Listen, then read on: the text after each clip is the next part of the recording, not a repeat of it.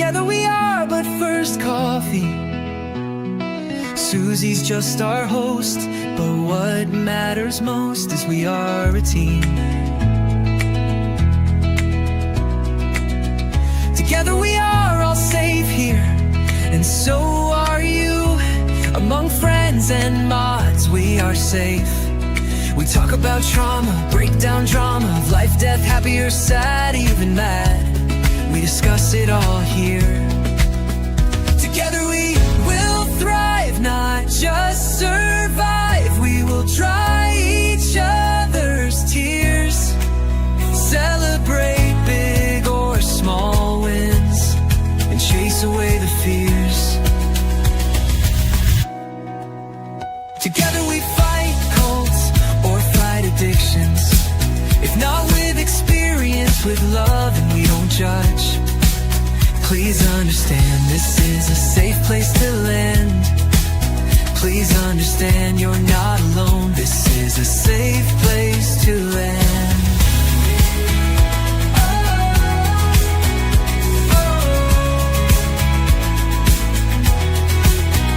Together we thrive, not just survive.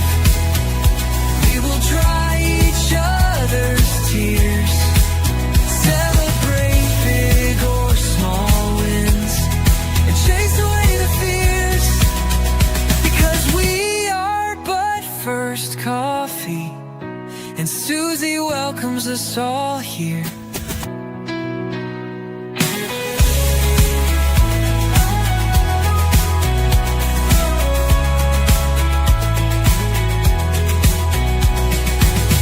Together we are but first coffee, and Susie.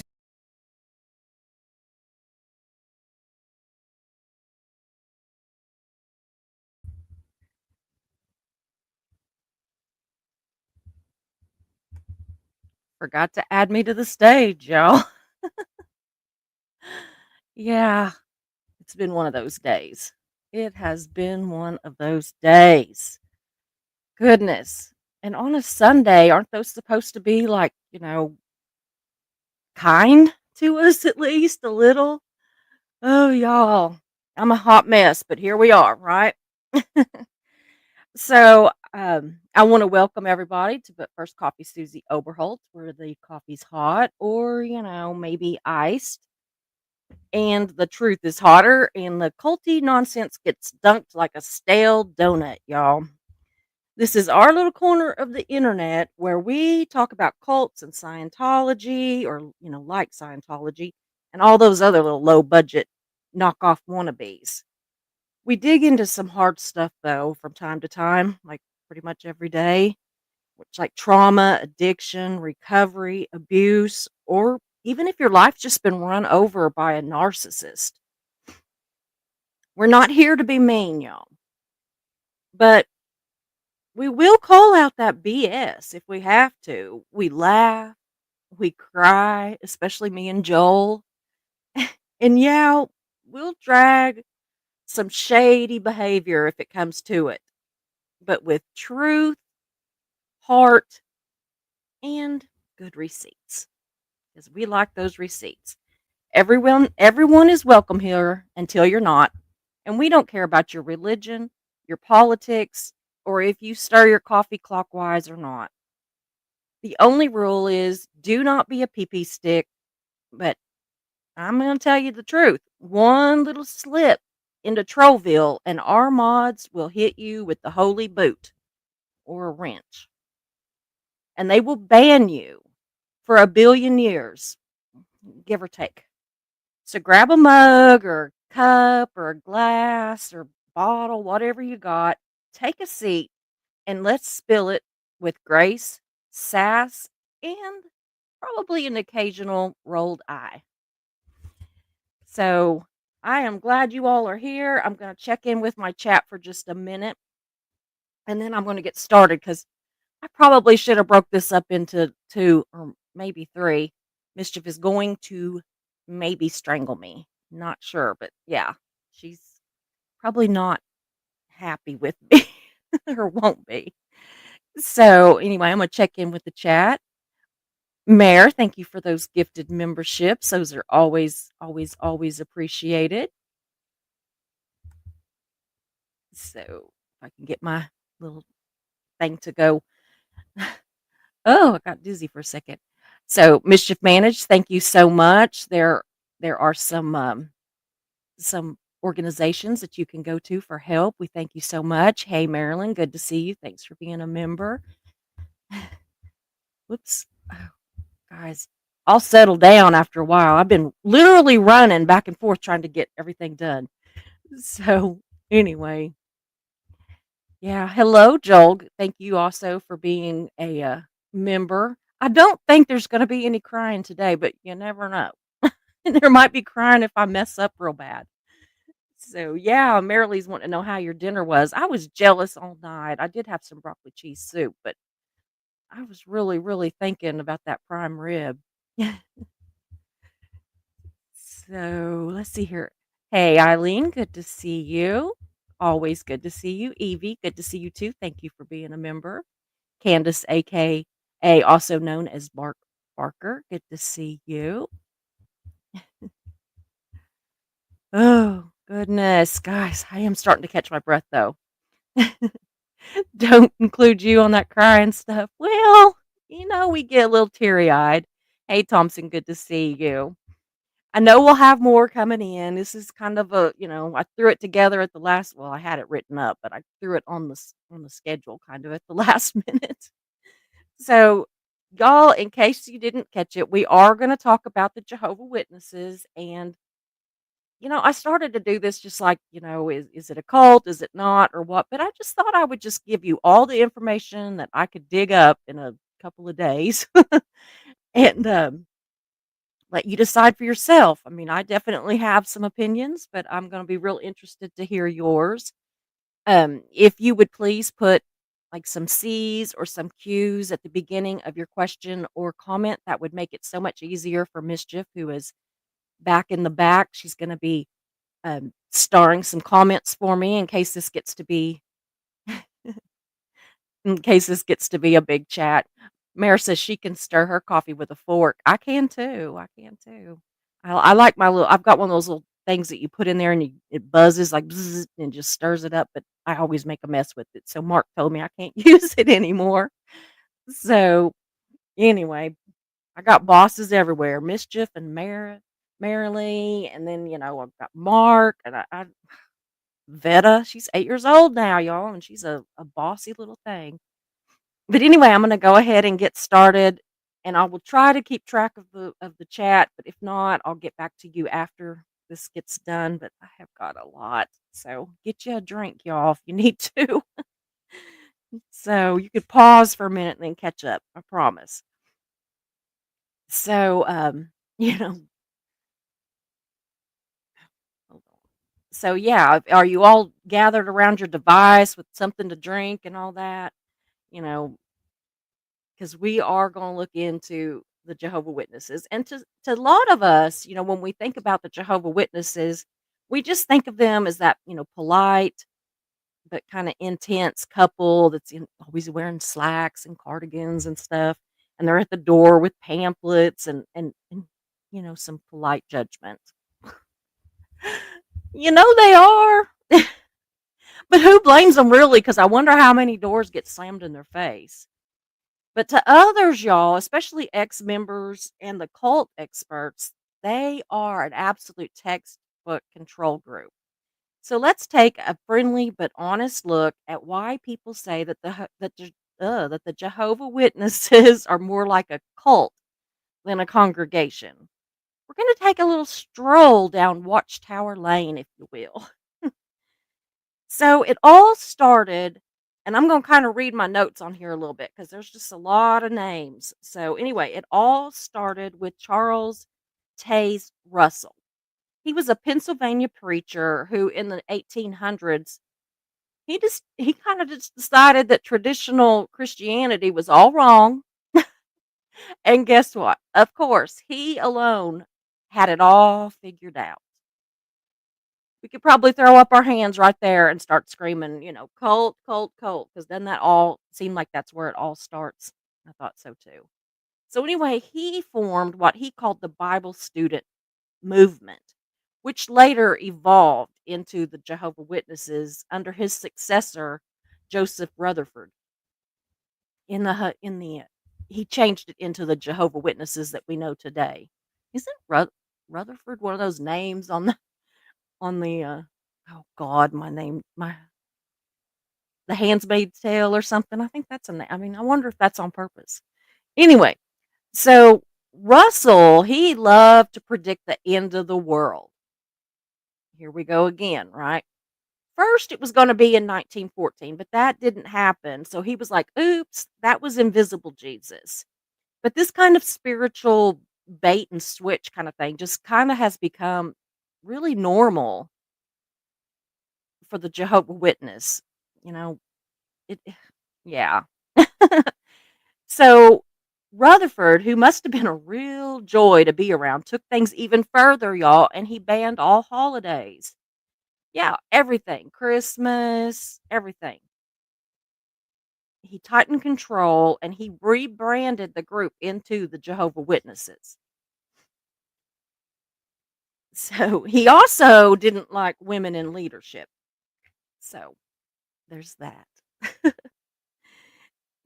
But that's a whole other little casserole that we don't have time to unpack today. So we will get into that next time. And by next time, I mean hopefully in the next few days.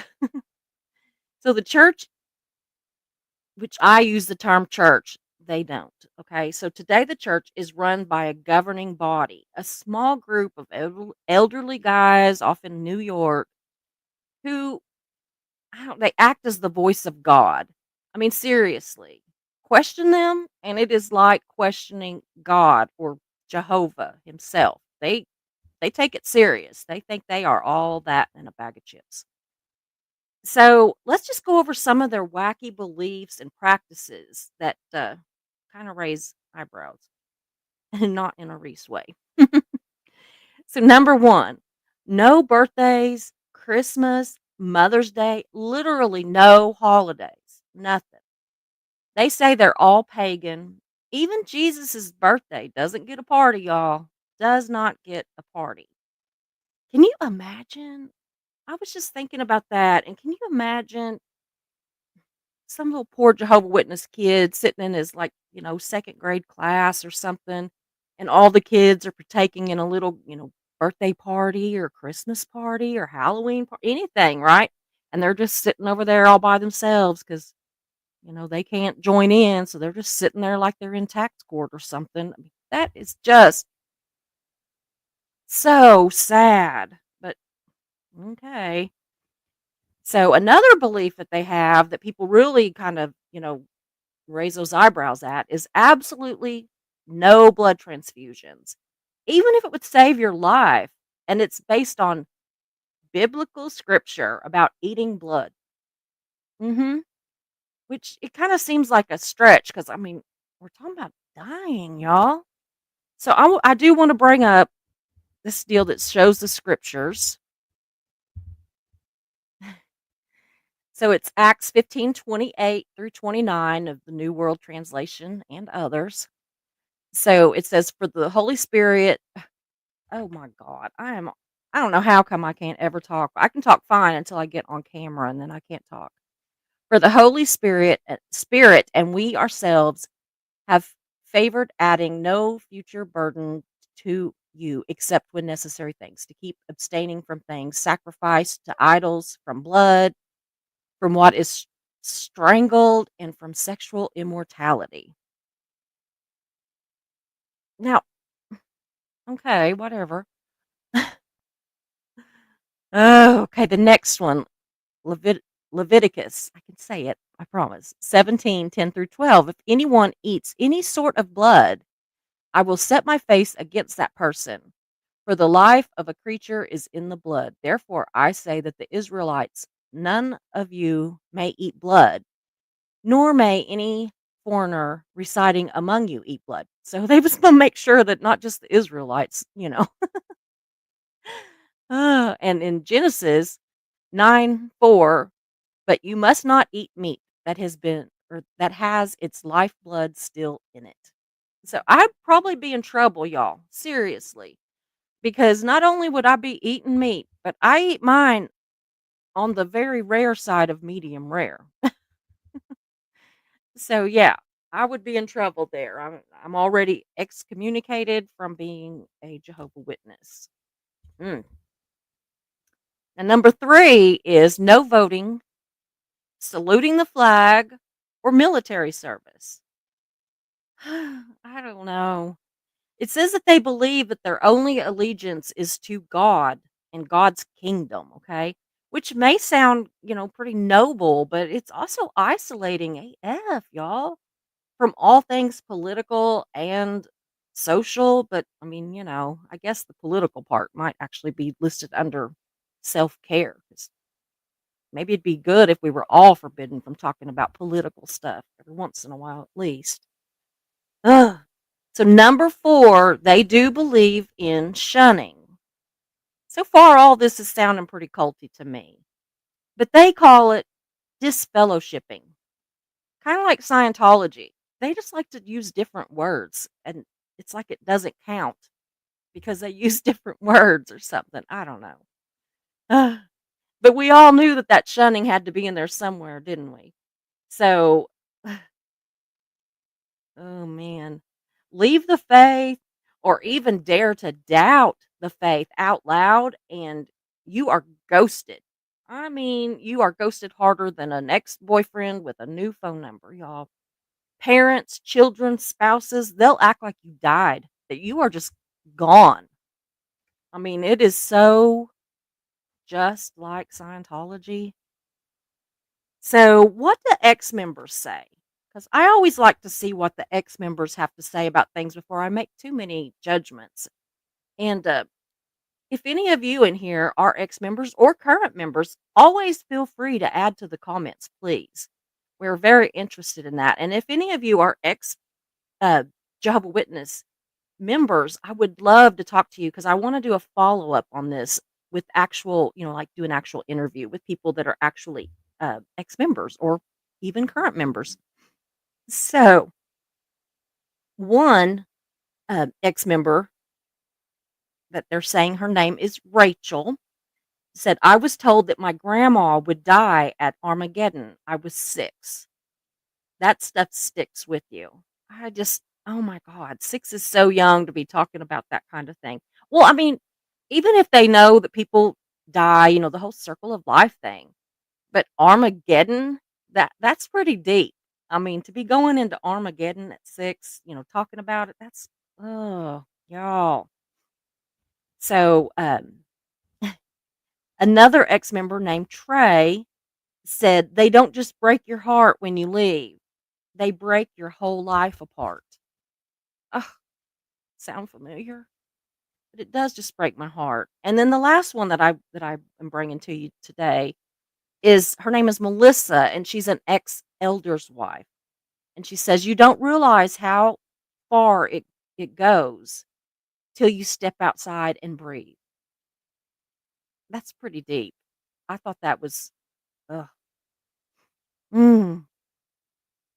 And y'all, those people and so many thousands and thousands more, they're a good reason, just like the former Scientologists, that YouTube channels and recovery sites and, oh, I don't know, support groups, that they're, you know, that all those sites exist because let's be honest, you don't need therapy generally when you leave a bowling league, but you seem to need it a lot when you leave a lot of these churches. So, anyway, again, if any of y'all did, I would love to talk to you. Even if it's off camera, I would just love to talk to you. So, anyway, so now, just like Scientology, y'all, there's been a lot of famous people that have been in the Jehovah Witnesses. And so I'm going to show you a few of those. I've actually got like 2 whole groups of these things that I'm going to, not famous people, but things I'm going to put on the chain or on the stage because I couldn't stop. I just kept adding. So you might be surprised to know how many well-known names spent time inside the Jehovah Witness world. For one, Prince. I always just loved Prince. I just felt like when he died, I don't know, it just seemed like I I was crushed anyway. But yes, the purple one was baptized in 2001 and even went door to door. He's credited he credited the faith with his shift to a cleaner lifestyle later in life. That's scary. Which I mean, I know that, he died and a lot of it was because of drugs and everything, but I think that it was because of the pain, and I'm not judging that because I mean, if y'all have ever watched him in concert, oh, how can he not have been in horrendous pain? But anyway, Serena and Venus Williams, tennis legends who were raised in the faith. Serena has said that she doesn't strictly follow it now, especially since becoming a mom. I can understand that. Michael Jackson, raised Jehovah Witness, went door to door as a child. Can you imagine, y'all, if you open the door? Which I know he wouldn't have known then, but well, maybe Michael Jackson. But can you imagine you open the door and there's Michael Jackson and Prince? Anyway, but he went door to door as a child, eventually disfellowshipped due to lifestyle choices. Still quoted Jehovah Witness teachings in his music. And Janet Jackson, who also was raised as a witness, but like Michael, she stepped away later in life. Now, here's another little group of them. Yeah. Donald Glover, right? He openly discussed being raised Jehovah Witness and how it shaped and limited his early worldview. He said, I just didn't get to be a kid. Can you imagine? I mean, I guess we can. There's a lot of us that were in stuff that prevented that, right? La Rule, Jerry Hallowell, which is Ginger Spice, Terrence Howard, and Jason Lee. Yes, the Scientologist, which isn't he out now? But anyway, all raised in the faith and eventually walked away. But even, I guess Jason just wasn't done with cults, y'all. And he went straight into Scientology. But this one might surprise you. Dwight D. Eisenhower, yes, one of our U.S. presidents, was raised in a Jehovah Witness household through his family, though his family, I'm sorry, later left the faith. So, y'all, I admit I really loved Michael Jackson's music. We talked about that, and I'm not going to go into all of his, life choices and guilty or not and all that. That's not what this is about. But I really didn't realize that his upbringing had really heavily influenced his lyrics. That was just something that I didn't catch, I guess. So, especially his earlier works, they said that his earlier works really were influenced. So, but if you know Jehovah Witness doctrine, you know that even though he didn't preach it in his lyrics, that it was absolutely there if you just knew where to look. The fingerprint was there, y'all. The fingerprint was there. So I'm going to show some of his lyrics too, because I was really interested in this. I was like, this is not right. But yeah. So, whoops, let's do this one first. I think I got them. Nope, that's not it. Uh, Boy, I probably got these all in the wrong order. Let's see here. Yeah, that's not even the right one it's supposed to be. But anyway, okay.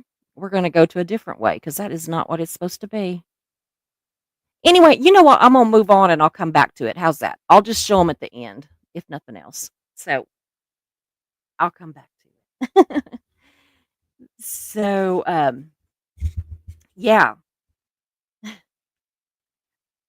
So we all know that some churches on some level act like businesses, and the Jehovah Witness are absolutely no exception. So let's see here if I can. Let's see if this is the right one, right? Yeah, I got the right one. Yay. So, show me the money, how the Watchtower stays rolling in real estate and printing presses. Yeah, there's they are a nonprofit, so you know what that means, but they don't go around, passing the plate or selling t-shirts. So, there's no official tithing, but let's be honest. Though they don't have official tithing, some churches you know, or like some churches have the mandatory 10%. I'm sorry, I'm so tongue tied. But let's not pretend that there's no pressure to pony up, y'all. At every Kingdom Hall, there are contribution boxes where the members are told to donate voluntarily, of course.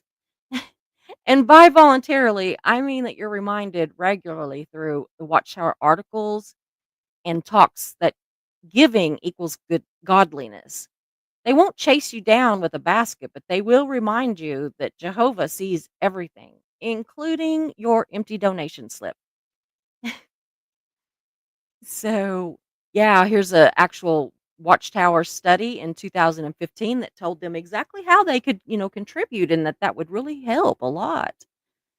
And did you know that a lot of members, just like a lot of other churches, I know this for a fact as from my days as a secretary, they donate quietly and in a lot of cases significantly, and that even leave their homes, their estate, or even their life insurance in their wills to the Freedom Hall, basically. And it ain't small potatoes. I mean, just as an aside, y'all, I'm not even kidding. I am not even kidding.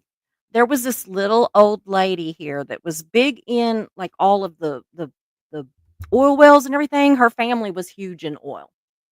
And she left everything. Like her kids, she had them set up before she passed. But she left them everything. Now, it wasn't to the Jehovah Witness. This was to the little Baptist church that I worked at. But I'm just saying, I know this happens because I saw this. So, anyway, she left all of her money to this little Baptist church, her life insurance policy, everything. And do you know that it's been 40,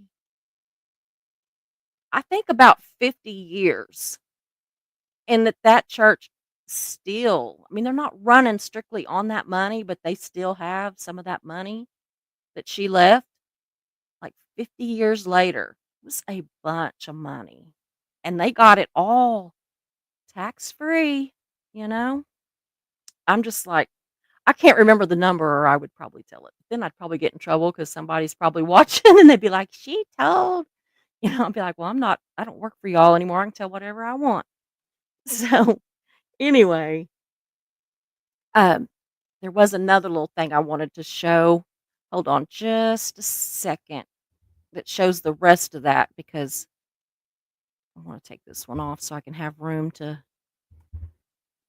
Okay, so hold on just a second. This showed the rest of. Well, I think I already had it. Okay.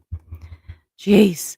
So some of the other ways that they make income for the they don't call it a church, but for the for the hall, yeah, Jehovah Witnesses are encouraged to live humble, simple lives. College is discouraged, and careers that might take up too much time or ambition away from spiritual goals are frowned on. As a result, many witnesses work in trades, service jobs, or part time positions to allow them more time for preaching. Can you imagine? Yeah. Income levels, simple lives, modest wallets. I wonder how good that works in today's economy because I don't care how modest you are. It is hard, y'all. It is hard to make a living in today's world, which is sad. But anyway, so statistical data from Pew Research USA. Jehovah Witnesses are among the least likely of all religious groups to have higher education. Only about 10% in the US have college degrees, and around 48% earn less than $30,000 a year. I remember whenever I used to think if we could just make $30,000 a year, we'd be so rich. But now that's just poverty level almost, if not. It is awful. So the wealth isn't coming from millionaires in the pews. It's coming from volume, faith-driven donations, and smart money moves at the very top. And then there's number 3, the Watchtower Inc., a publishing empire. What is this with cults and these publishing empires? Oh, wow. The Watchtower Bible and Tract Society isn't just a religious group, it's a massive publishing operation. For years, they printed millions of magazines and books each month in hundreds of languages. Now, even though they stopped charging for literature in 1990 after a Supreme Court case about religious solicitation, printing is still a huge asset and all costs are absorbed through the members' donations. Wow. I read that earlier, but it still is pretty shocking, I think. So, so where does the money go, right? If they bring in all this money, where does it go? So, according to the Watchtower Society, it goes for global preaching efforts, literature production, building kingdom halls, disaster relief, but only for Jehovah Witnesses. They're not going to help with any disasters for anybody that's not a Jehovah Witness. So, I mean, I guess at least they're honest about it.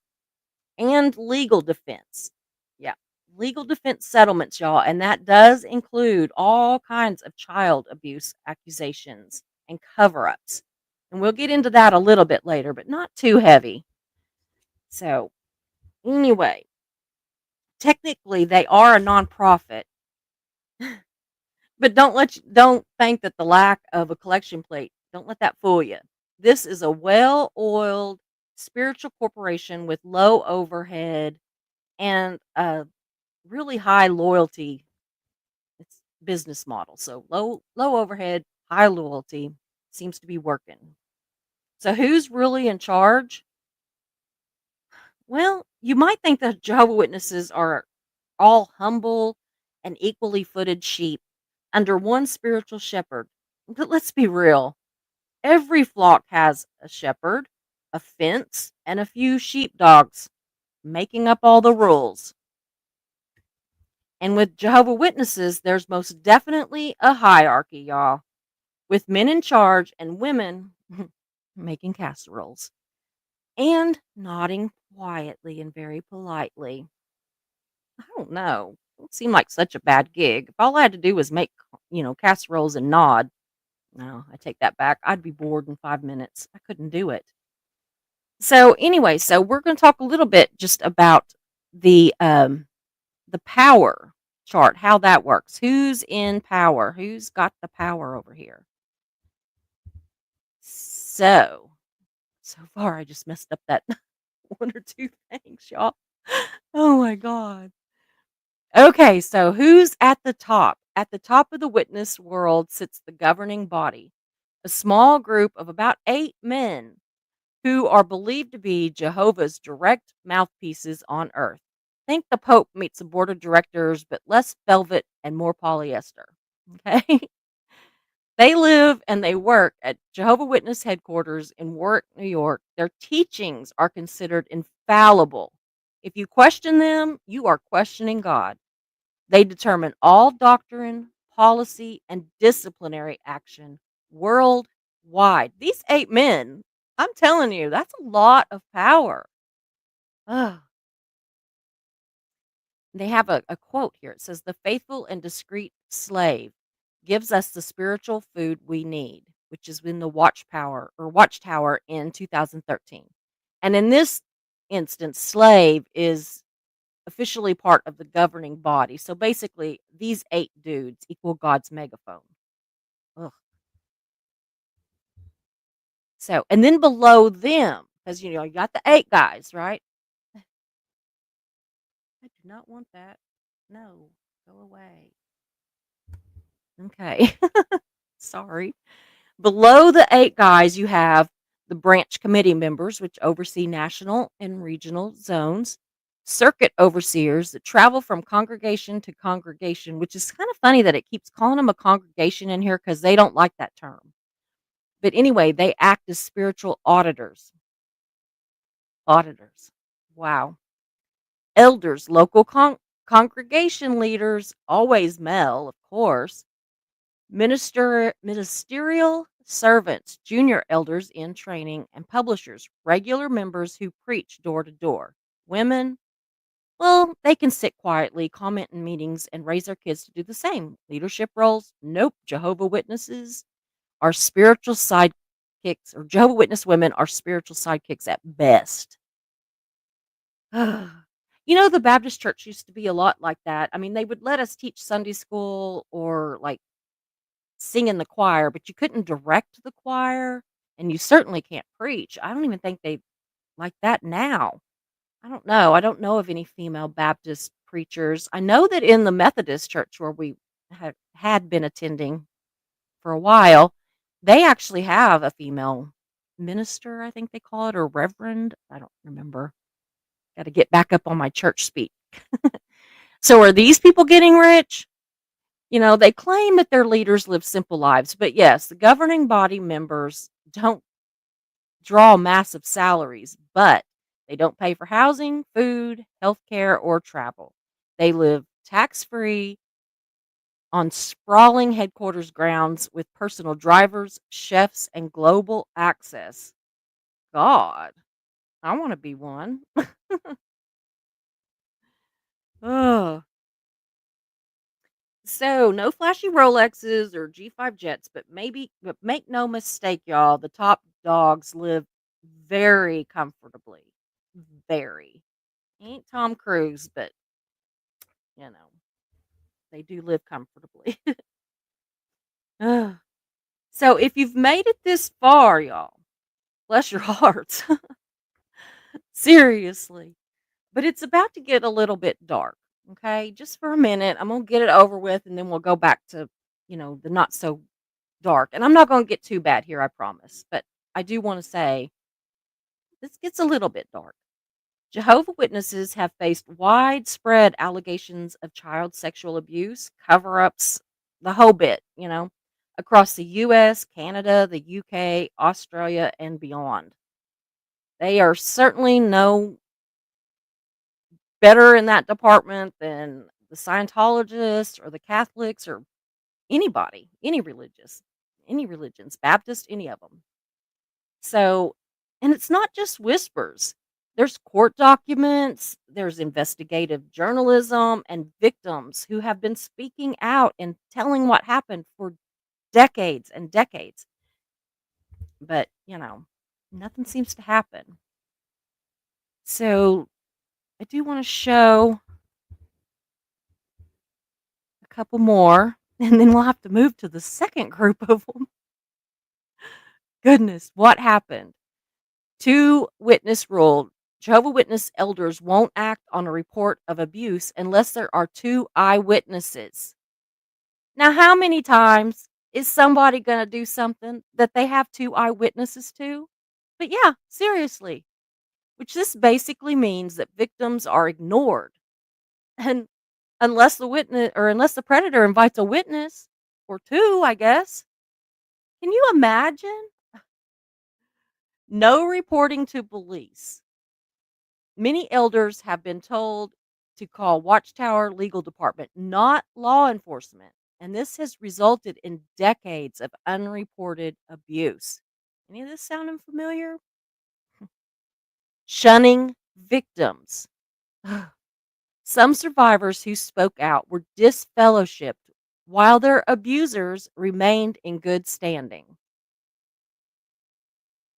And Ashley, an ex Jehovah Witness survivor, spoke out on Reddit and said, I was molested from age 4 to 13. I reported it at 15 and was told to forgive him. My abuser is still an elder. Doesn't that just make you sick? It just makes me absolutely ill. Ugh. So let's see here. I've got another one. It's not. Let's see if I can find it here or if I have to go to the other deal. Okay. Oh, okay. I'm gonna look on my. Let me get rid of some of these, and then I'm gonna bring some more up because on this thing you can only load 10 at a time, and I had like 22 or something. So I'm just gonna get rid of some of these, and then we will Be right. Whoops. But can you imagine? Doesn't that just sound so much like Scientology? It makes me sick. I mean, 2 witnesses and then don't go to the police, y'all. Don't go to the police. Yeah, that is just absolutely disgusting, if you ask me. It truly is disgusting. So, okay, one more, and then I'm gonna go to my little, see if I can find them because I thought that one was in there. Hold on just a second. Yeah, I think it's this. Is it this one? Yeah. So, major cases and exposés. Australia's Royal Commission in 2015 found over 1,000 abusers in Jehovah Witness ranks, none reported to police.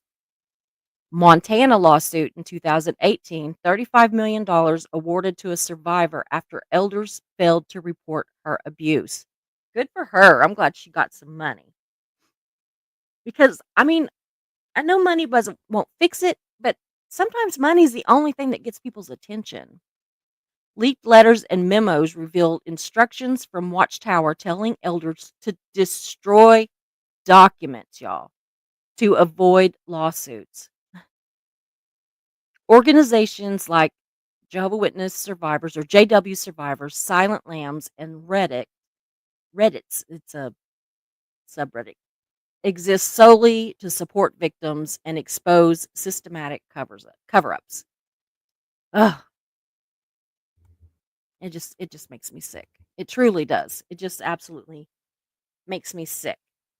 So, anyway, so I that's where I had planned to close, but then, I got a little carried away. And I ended up thinking, well, I know that they can't have parties and all that stuff. Can they have funerals and weddings? And yeah, they can. So I want to show you some stuff about weddings and funerals too. If I can find it, considering it was not where it was supposed to be a while ago. Oops, that's not it. Okay. Here we go. Okay. Let's see here. Okay. Sorry. So, where does a wedding happen? A Jehovah Witness wedding. It's usually held at the Kingdom Hall, but never in a church, which they consider part of false religion. That's what they call it. It may be at a modest venue or even a private home, but always under Watchtower guidelines. So, who can get married? Both the bride and groom must be Jehovah Witnesses in good standing. If one is disfellowshipped or not baptized, no Kingdom Hall wedding will be allowed. And marrying a non witness is strongly discouraged, and it may result in the loss of privileges in the congregation. So, who officiates? Well, of course, a Jehovah Witness elder gives scripture based wedding talk, basically a mini sermon. There's no personal stories, no humor, no how they met, no anecdotes, nothing. Nothing of that kind of thing that fits what we consider normal stuff for weddings. So, hold on just a second. I got another one. And I will figure out a better way to do this cuz I just am so new at this.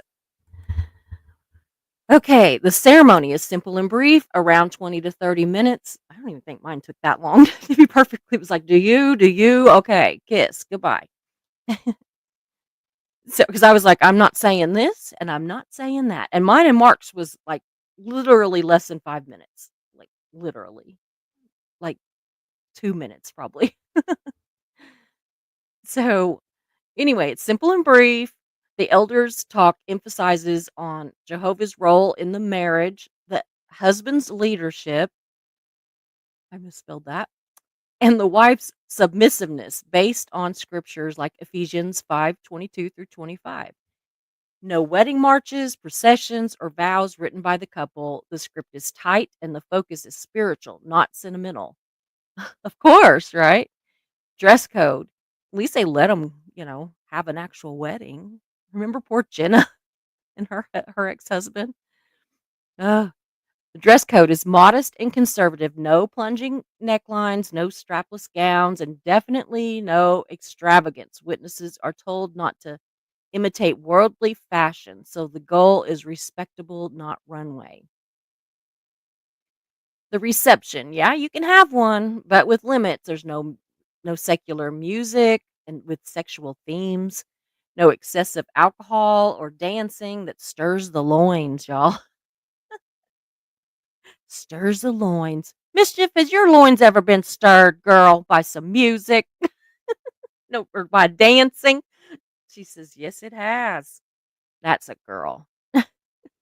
No tossing the garter or raunchy toast, and usually includes prayer and a reminder that this is a spiritual occasion. I mean, you know, no sense in having fun. Oh, goodness. So then I thought, well, okay, they get to have a wedding. So what about a funeral? And yeah, they get to have funerals too. And I'm going to share that with you. So, oh, maybe. Oh, yeah, here we go. So the location is usually at the Kingdom Hall or a funeral home, like the chapel at a funeral home. Occasionally at a graveside, but not typically in any kind of church, which they consider part of, again, false religion. Who officiates? The Jehovah Witnesses elder, of course. The elders are the ones that do it all. No outside clergy or family eulogies unless pre approved and the speaker is in good standing with the congregation. The tone and the structure. The funeral is not a celebration of life. Nope. It's all Bible based talk. Focus on the Jehovah God and resurrection, hope, and watchtower doctrine. The deceased may be mentioned briefly. Dude, it's your funeral, but we're only gonna talk about your ass just a little bit. We're gonna say, yeah, it's him or her. Oh my. But the real star of the show is Jehovah and the Jehovah Witness belief system. There can be no crosses, no candles, no religious symbols. They avoid those because they consider them all pagan or worldly. Symbols and traditions like wearing black, holding wakes, or displaying crosses are just, it don't happen.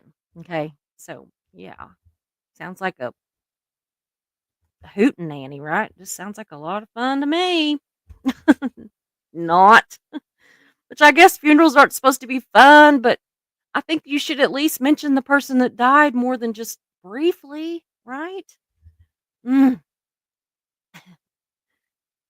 So, by the way, Jehovah Witnesses do not refer to themselves or the Kingdom Hall as churches. So, what do they call themselves? They call themselves the truth, as in, I came into the truth, or she left the truth. They call themselves a Jehovah's organization, and they believe that they are the one true earthly organization directed by God, Jehovah, right? They call themselves the Christian Congregation of Jehovah Witness, which is actually their legal title, and so what they're called in any kind of legal documents or any of that sort of thing. The Brotherhood, which is the global community, you notice it didn't say the sisterhood. There's not a sisterhood, there's a brotherhood. And then there's also the publishers or members of the congregations versus parishioners or congregations. So they just call themselves the publishers or members, not the parishioners or congregations. That was, I miswrote. But they reject the term church because they take it as a biblical literalism, and they argue that the Bible never referred to the first century Christians as being in a church. So, if it didn't happen in the first century, it didn't happen. So, they consider a church to be false religion, in their eyes. and they associate the word church with Christendom. Christendom. Dom. Christendom. Sorry. Which is basically just all other Christian denominations, which they believe are all under Satan's influence. So, yeah, we're just all under, if you are a Christian of any variety, they believe, except for Jehovah's Witness, they believe that you're under Satan's influence. They also don't call it a church to avoid association. They intentionally distance themselves from words like church, priest, clergy, reverend, minister, any of that, to separate themselves from mainstream Christianity, which they, again, believe has corrupted Bible teachings. Boy, judgy much? And the belief that seems the most wackadoodle to me,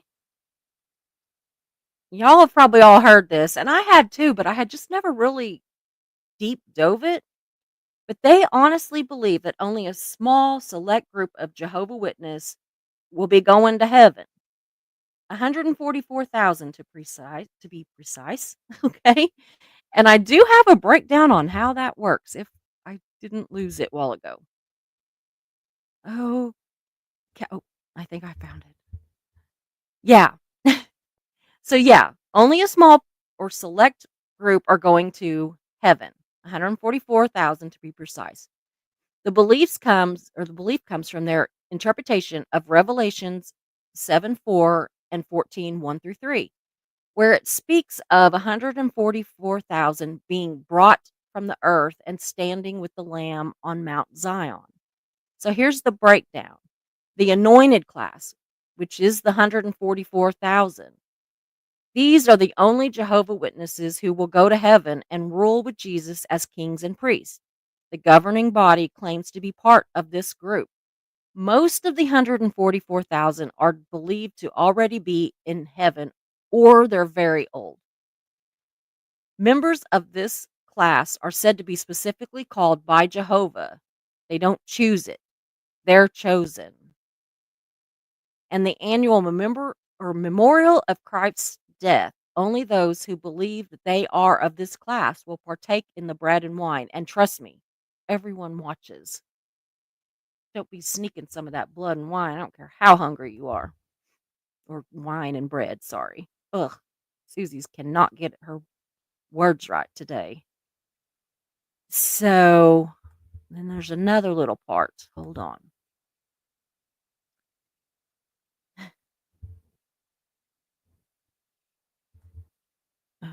Okay. Oh, here it is. So the great crowd or the other sheep, this is the rest of the faithful witnesses, millions worldwide. They believe that they will live forever on a paradise earth after the Armageddon wipes out all the non-believers and everybody else that's not Jehovah Witnesses. Because even if we go our entire lives believing that we believe, we don't believe. So, oh, they don't go to heaven, they don't rule with Jesus, and they aren't part of the new covenant. Ugh. Yeah, the vast majority of Jehovah Witnesses just they hope to live forever in a paradise on earth, not in heaven. They don't even consider that they'll go to heaven. So, it's a two-tiered salvation system. 144,000 rule and the rest live under their rule. Kind of like a spiritual HOA. So, how many Jehovah Witnesses are there worldwide? As of the most recent reports, the Jehovah Witness organization for 2003 data says it's 8.7 million active Jehovah Witnesses worldwide. So that would be like the publishers and everybody that goes door to door. Okay. And they operate in 240 countries and they have 120,000 congregations. In 2023, they reported over 19.9 million people attended their annual memorial event, meaning meaning many attend but aren't baptized.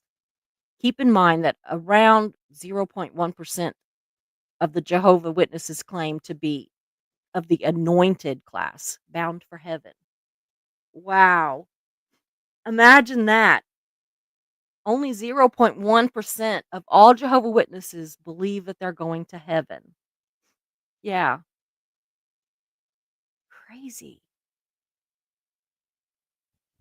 So, hold on just a second. Get all this off of here so I can see what I'm doing. So, so I promise y'all, I'm gonna wrap this up after this, but I might should have done a series on this stuff because I really just there's a lot of stuff to digest. So, but anyway, I just found it so interesting that I just couldn't stop. I just kept, just kept digging into everything. So, what happens at the Kingdom Hall meetings? I was really interested in that. Like, what happens? I've got friends that are Jehovah Witness and they've never told me anything, like nothing. And I don't think they're going to want to come on my live, especially after this one. Anyway, but they usually last about an hour and 45 minutes, and it's usually on Sunday. They have a public talk for about 30 minutes, which is, of course, a local elder or even sometimes a traveling speaker who gives a lecture on a Bible topic with slides. Slides and scripture. There's no jokes, no testimonies. It's serious, y'all. After that, they have what they call a watchtower study, which lasts about an hour. And when they say that the whole watchtower study, every time they say watchtower, I think about like a prison type deal, but no, it's their book thing. So anyway, the group studies a pre-approved article from the magazine, The Watchtower, okay? And it's led by an elder. And after it's read, or as it's being read, actually, the attendees raise their hand to ask questions at the bottom of each paragraph. Yeah. So then that seemed pretty straight, it's like, okay, whatever. So the midweek meeting, which is usually on Tuesday, Wednesday, or Thursday, and the bigger congregations or, whatever, will have multiple because they can't fit everybody in at once. So you'll either go on Tuesday, Wednesday, or Thursday, generally. They last about an hour and 45 minutes. There's an opening talk, which lasts about 15 minutes, which is a short sermon based on a biblical chapter or a Jehovah Witness book.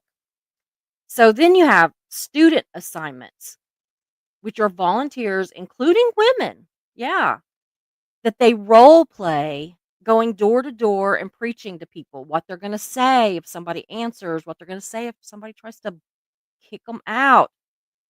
So yeah, I agree. It is a prison. So they do that for a while.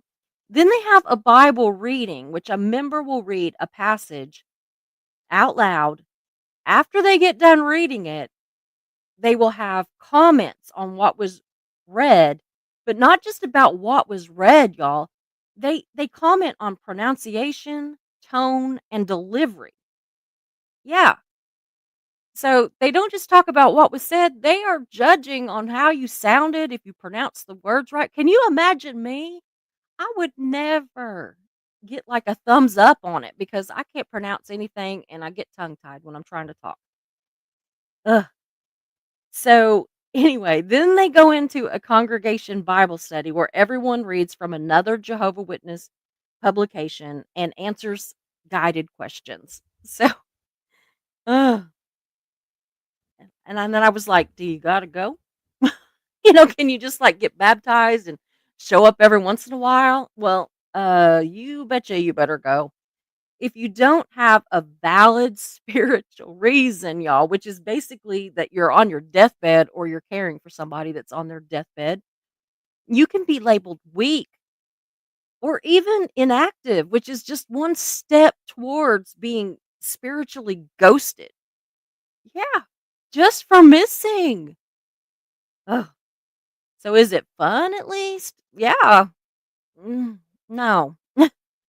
There's no potluck, no tambourines, no casual sermons. It's all about discipline and tight control and designed to reinforce the governing body. You know, it's sounds pretty culty as far as I can see. So, there's all that. And the general style and the atmosphere, sorry, this is of this whole thing is, they have music, but you can't have any emotional music. No altar calls, which is fine by me. It was my least favorite part of every church service I've ever been in. No swaying, no shouting. They have 2 or 3 hymns per meeting, but they're from a Jehovah Witness, obviously, hymn book, and they are slow and reverent, y'all. There's no, like, upbeat, no clapping and amening or any of that kind of stuff. None of that. You have to dress formally. The men wear suits, the women can wear skirts or dresses. So the children have to sit quietly, but they also have to participate. The meetings start and end with a prayer, and everyone has to be prepared. You know ahead what verses and everything you're going to talk about. And you better have some comments because they expect every single person there to take part in these discussions. So I don't know. That's what I've got to present to you, but I am really just so interested. And I just really, really, really would love to know what you all think about it, especially those of you that are current or ex Jehovah Witnesses. So anyway, I'm gonna check in with my starred comments, and then if we don't go too long, we're right at an hour now. Let me get a drink, but we're gonna check the starred comments, and then if we have time left over, we'll go to everything else. But mischief is always, hovering over that end stream button. Mm. Eileen Bradley, cool.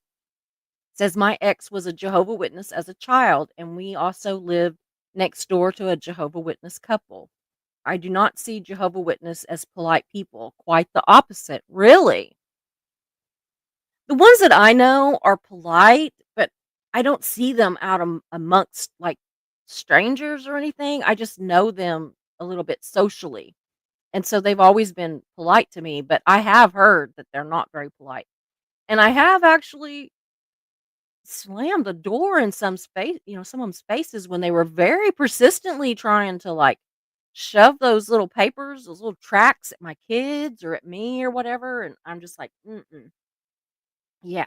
And I do remember when they used to charge you for them. I remember that. I had actually forgotten that till I was doing some studies. But yeah, I didn't know if anybody else was old enough to remember when they used to change it. I think it changed in like 1990, I think, something like that. So Mare says, Candace, they stopped during COVID, but they're back now. We keep a blood donor sticker on our front door. That's brilliant. That is brilliant. I need to get one. I can't donate blood. I absolutely would. But because of all my, cancer and chemo and everything, they won't let me. But yeah, I bet my daughter's got an extra one laying around because she donates blood. That's good. Eileen says, right. The polite ones are the Mormons. Oh, yeah. I know some Mormons too. Not very many. I went to high school with some. Um, just one family.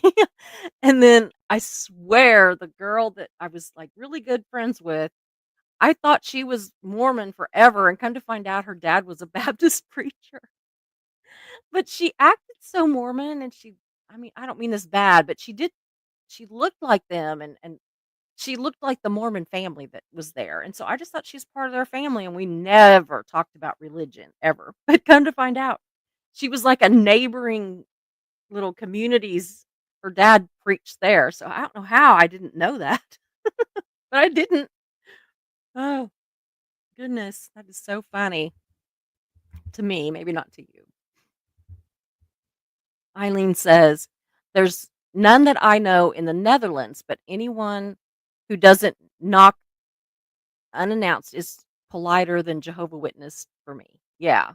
Yeah, I don't like that knocking unannounced. I'm like, I'm busy. I don't like people coming to my house. Like if I know you're coming, that's absolutely fine. If you're friends or family, but I don't like just oddball people just popping in. It just uh, creeps me out a little bit.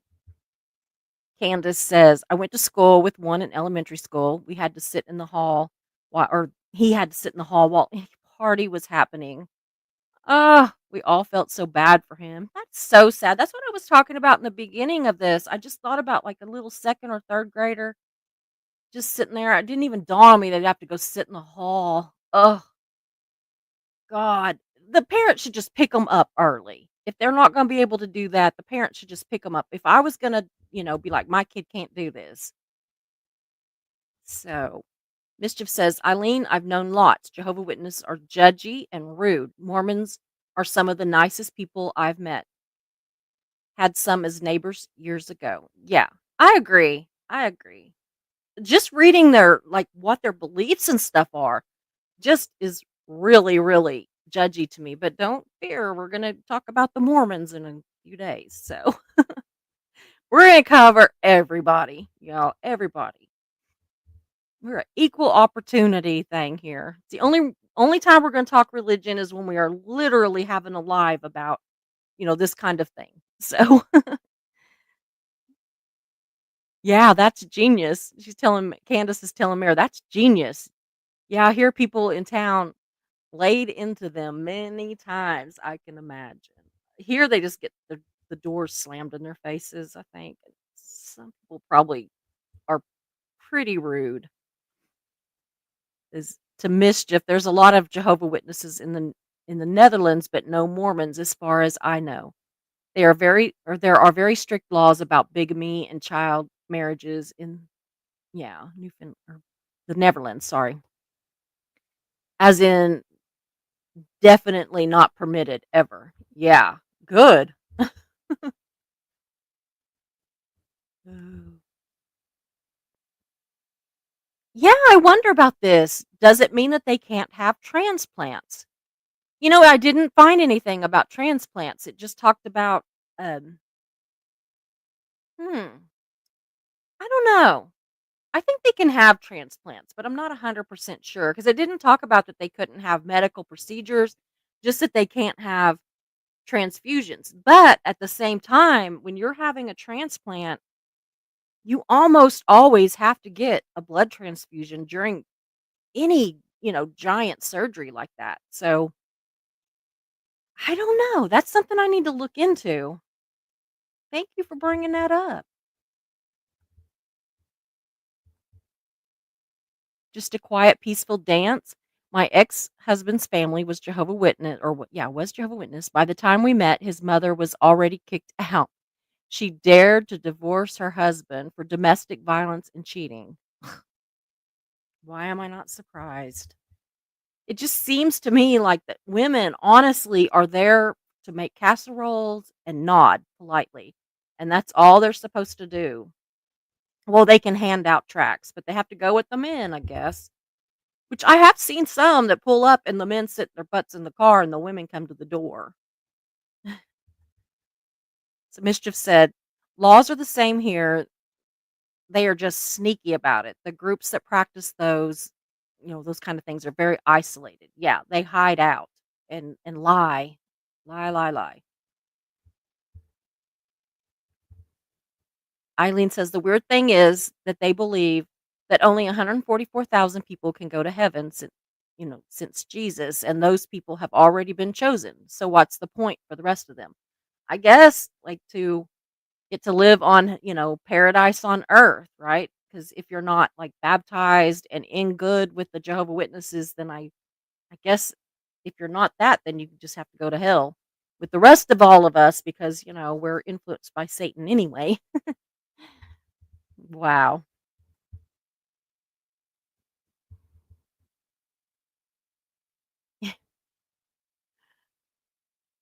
Mischief says, Eileen, yeah, when they come to the door, I ask them what number they are. They're probably like, huh? What? Eileen says, Mischief. Any marriage under 18 is not permitted, not even if the parents permit it. In fact, if parents would permit it, they'd immediately be investigated. Wow. That's cool. That's a pretty good idea, really.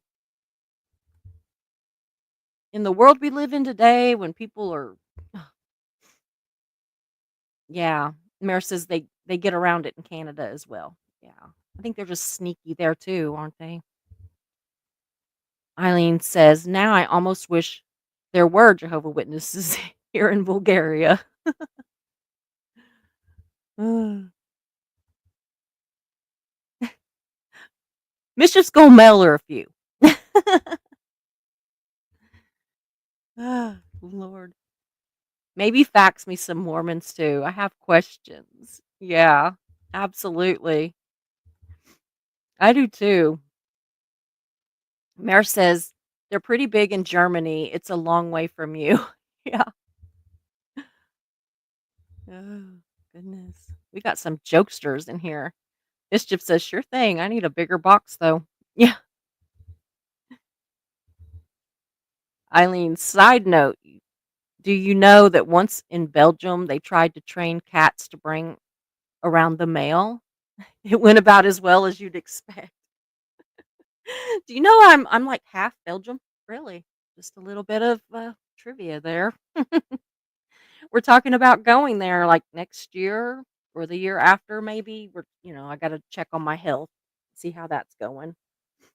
But yeah, we've still got family there. I'll have to show you some pictures of my family and all of their stuff. It's pretty interesting. All their little outfits and which is a lot like, German and whatever.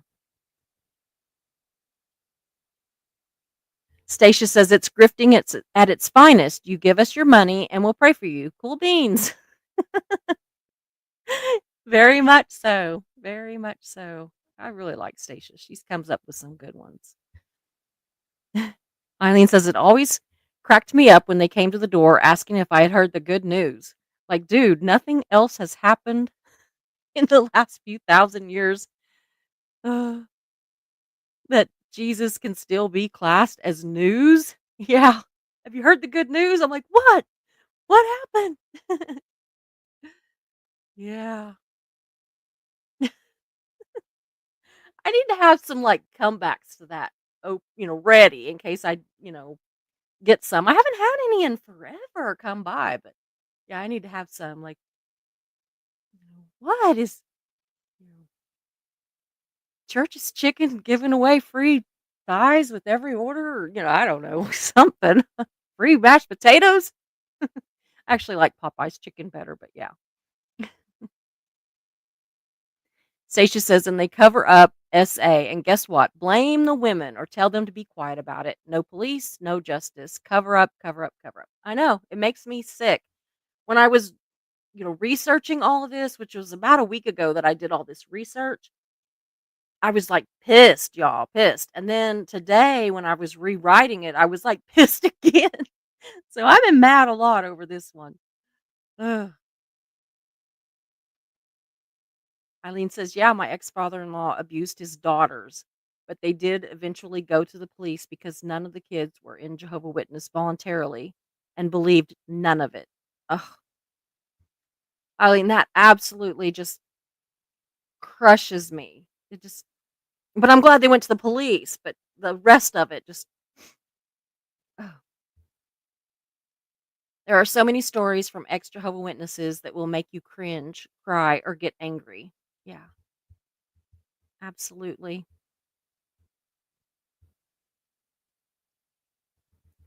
Tammy G says oh, yeah, what's that called? The GB. I know what you're guiding is it governing body? I knew I'd get it. My mind just went blank. The governing body of Jehovah Witness controls all the money that comes in the organization. The leadership is very deceptive and fraudulent. This cult is masquerading as a religion, but it's really business. Yeah, yeah.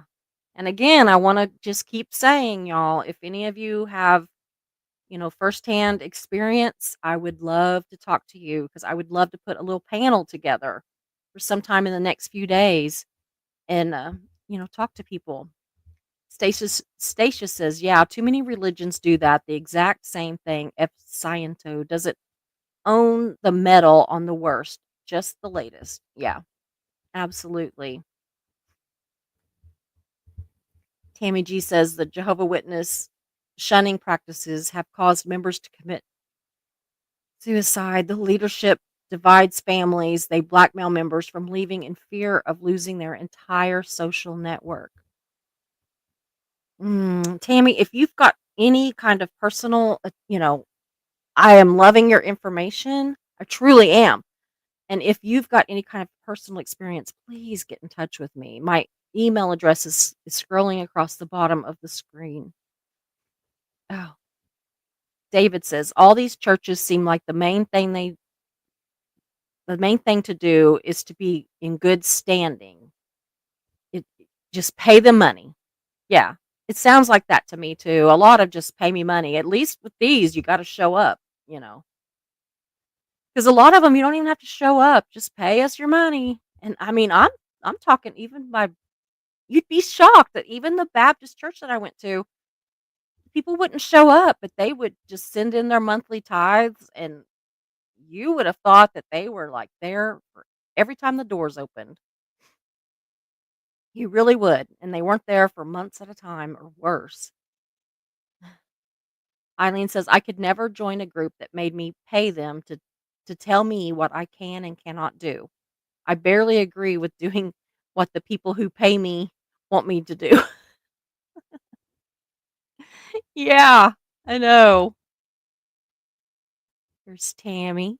The Jehovah Witnesses is a very dangerous doomsday death cult. The leadership has ruined people's lives. No higher education, no holidays, no birthdays, no sports, no climbing the corporate ladder. Yeah. Nothing. I mean, it's honestly like that they have just tried to suck every possible fun thing out of everything. Like, why can't they have fun weddings? Why can't they have like why can't they talk about the person that died more than just a little tiny bit at their own funeral? Why can't they have birthdays? I mean, if you don't want to do like big elaborate holidays, yeah, the funerals focus on recruiting new attendees. Yeah. Yeah, Mayor says, Tammy, keep your congregation uneducated to keep full control. Absolutely. Eileen says, every once in a while, one of y'all speaks in on me. I prefer my loins shaken, not stirred. Oh, that's adorable. The leadership robs members of their entire lives, and it's all about free labor and donations. Yeah.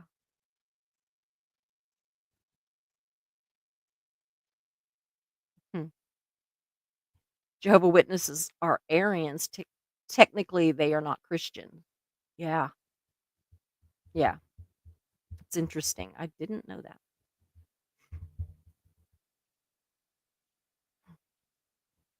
Yeah, what a strange story to cling to. Can you imagine? It's almost as crazy as going back to space. Uh-huh. Tammy says the leadership doesn't care about anything or care anything about their members. They are not charitable. They want their members ignorant and poor. This makes the members easier to control. Also, it is very misogynistic. Absolutely. I would love to talk to you. I really would.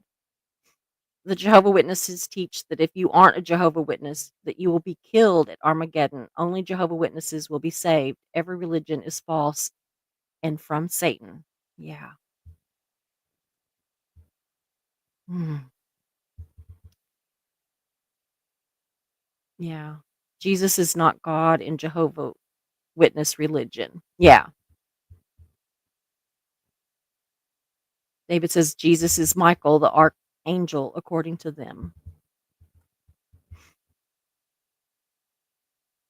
Watchtower lies about the number of members they have. There are a huge number of Jehovah Witnesses who are called pimpos, physically in, mentally out. Oh, okay. PIMOS. Okay. Jehovah Witnesses are really deeply brainwashed and indoctrinated. Wow. See why I know that we're gonna have to do another one? Yeah, it is a prison. Yeah, with my whole watchtower thing. I think it every time, and I have for years. Like every time that I would hear something about the watchtower, I've always thought like at a prison. Yeah, Tammy says it's a mental prison. Yep. That's a good yeah. Tammy says, "Yes, I am an ex Jehovah Witness. I was born in and left after 50 years. I really would love to talk to you. Please do contact me. You can, email me or I'm Susie Thurman Oberholtz on Facebook and Messenger, all that. So I would love to talk to you."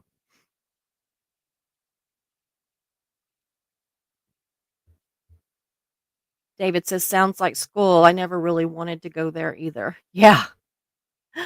Yeah. Mischief says, "Tammy, wow, congrats on that. So happy that you're not there." Yeah. Or so happy that you're here. Yeah. And that you're not there. Tammy says, "There's absolutely no question this organization is a doomsday cult. No one should be involved in this organization. Your entire life will be taken away and controlled. You are a slave." Oh, it just breaks my heart. I really cannot wait to talk to you. Yeah, men can now grow beards. I didn't know that either. See, there's a lot of stuff I don't know. I didn't get some of that in my studies. That's why I want to talk to people. I want to talk to actual people, not just look stuff up on Google and. Tammy says this cult needs to be exposed. It's the leadership. The leadership is extremely narcissistic and highly controlled. She says, "Thanks, Stacia. I have known so many who committed suicide from being shunned. Many Jehovah Witnesses are told they're happy, but they aren't. Most are severely depressed." Mm.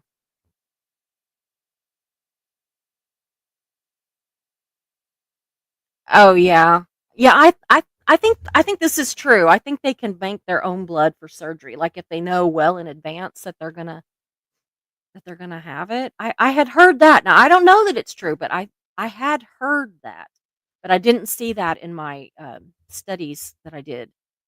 Oh, they cannot. Okay, see that got answered. They can use a recycle bloodline during surgery. I do not remember what that is called. Huh? I don't know. Yeah, if I go to Belgium, I won't. I will not give my postcards to a cat. And David says they are corrupt. When money crosses the thresholds, demons come with it. Jesus flipped the tables. Yeah, absolutely. Oh, I am just, I'm still just, yeah. Here's this one. It says Christians do this. Come on, Christmas and Easter. We call them Christers. Yeah, I get that. Oh yeah, no lyrics yet. I am gonna try to go find them. Thank you. I'm glad I saw that. Let me go see if I can find them. I know they're in here somewhere. Might just take me just a minute to find them. Okay, hold on just a minute. I'm gonna do this a little different way. So hold on. If I happen to go away, I'll be right back. Okay, let's look here, guys. I think I can find it.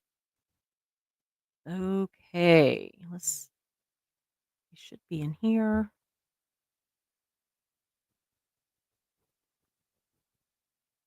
Come on. That's not it. That's where they're supposed to be, and they're not.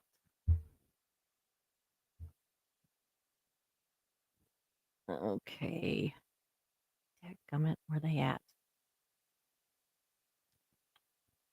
Okay, I'll tell you what I'm gonna do. I'm gonna go at this a little different way, but it will work. I'm gonna have to read them off, but I will have them. Hold on just a second. If I can find them. Oops, wrong way. Okay, They're in here somewhere, I promise. Talk amongst yourselves. Ugh,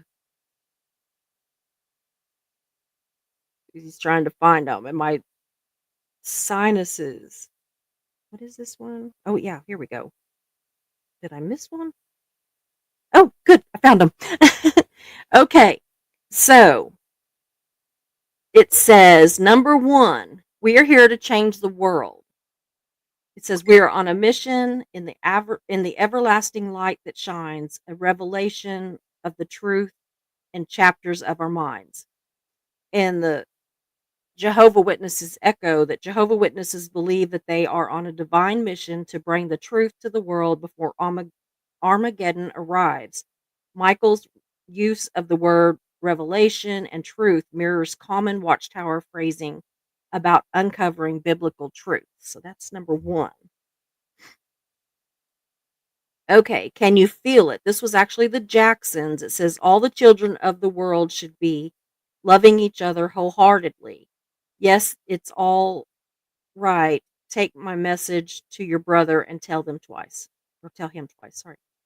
And it says the Jehovah Witness echo that Jehovah Witnesses refer to fellow members as brothers and sisters and see preaching as delivering a message from Jehovah. The communal message of love and brotherhood echoes Watchtower themes or unity among true Christians. And then number three is keep the faith. Don't let nobody take you down. Just keep your eyes on the prize and your feet on the ground.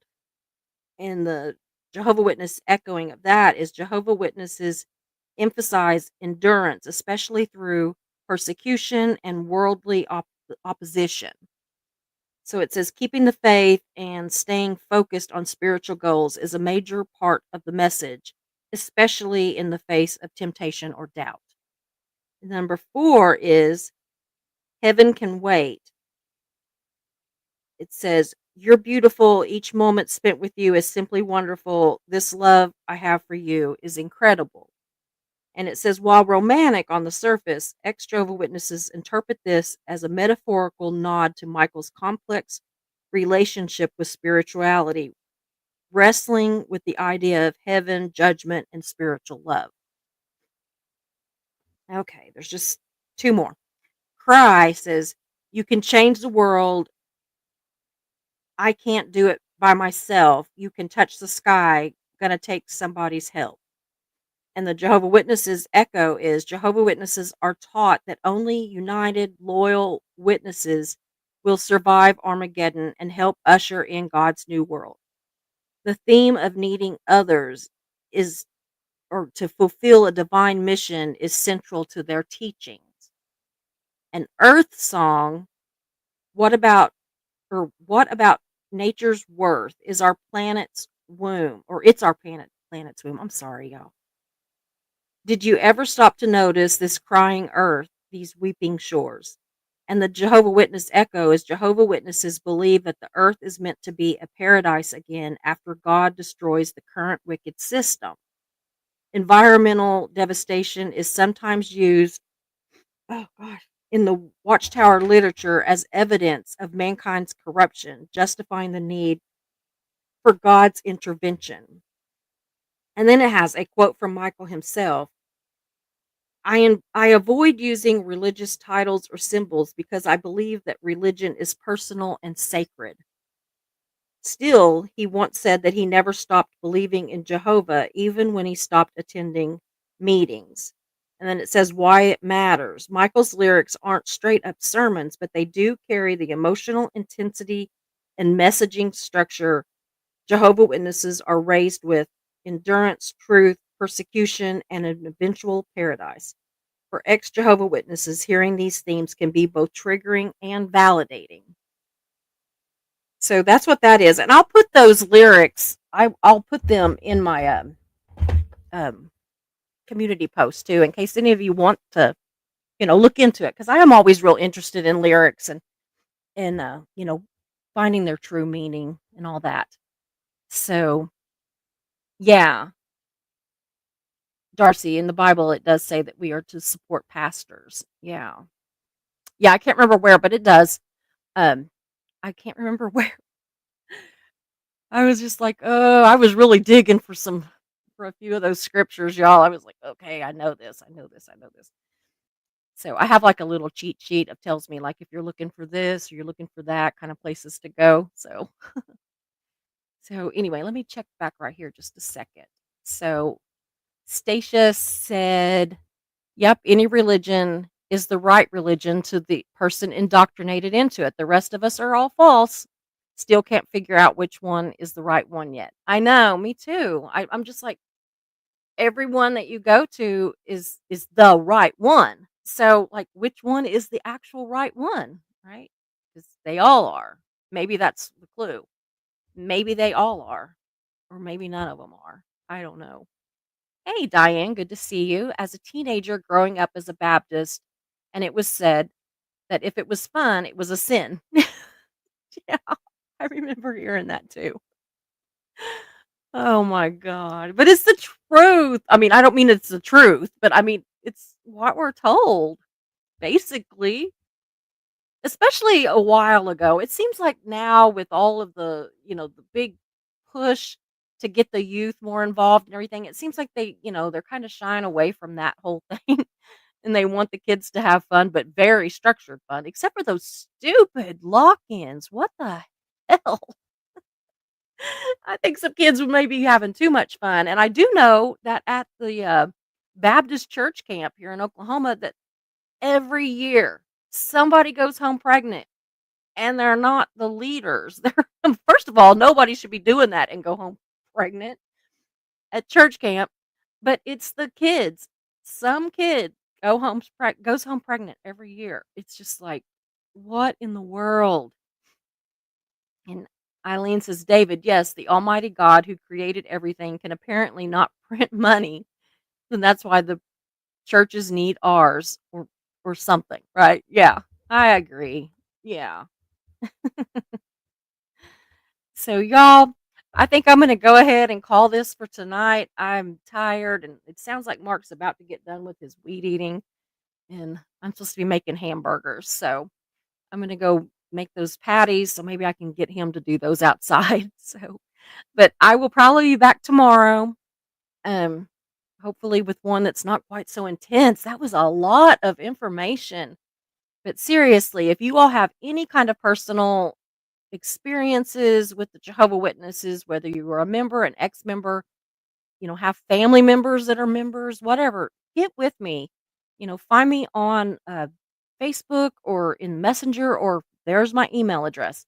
Get with me on email. That's the easiest way, really, other than Messenger, to catch me. And it might take me a day or two to get back to you because I kind of, get behind on stuff sometimes. But I will get back with you, I promise. Because I really would like to have even just, two or three, four people. I don't care. It doesn't have to be a great big, group of people, but I would like to have some kind of a panel and talk about this. And I'm going to be doing the same for Mormons. So if you all are, present or ex-Mormons, get with me too, because I will be writing some names down to get back to you. So anyway, I'm going to go and I will see you guys tomorrow. Hope you enjoyed the show, so glad you were here. We meet here most days, we're but first coffee and you're welcome here. We talk about hard subjects, but we also laugh a lot. If you have a loss or win, we will cheer for you. We're but first coffee, and you are safe here. So hit those like and subscribe buttons, notifications set to all. You don't want to miss a show, because this is your home to y'all.